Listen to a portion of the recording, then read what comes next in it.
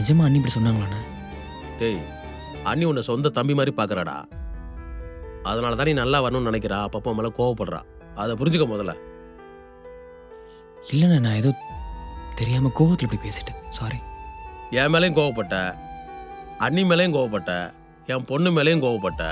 Jenny உனக்கு வேலையும் வாங்கி கொடுத்து ஐஃபோனும் வாங்கி கொடுத்துருக்கா. அவன் மேலே எதுக்கடா கோவப்படுற? ஆனால் அது வேற பிரச்சனைண்ணா. விடு. வேற பிரச்சனையா? டேய், எவ்வளோ ஸ்பீடாக கோவம் வருதோ அதோட ஸ்பீடாக சாரி வரணும். புரியுதா? அப்போ தான் குடும்பம் நடத்த முடியும். போ, முதல்ல எழுந்திரிச்சு யார் மேலாம் கோவப்பட்டு அவங்கள்ட்டலாம் சாரி கேளு. கிளம்பு.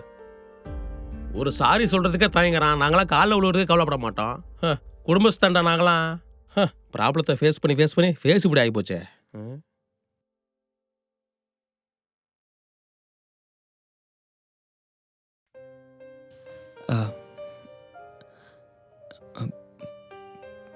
பாயாசம் நல்லா இருந்துச்சு அண்ணி.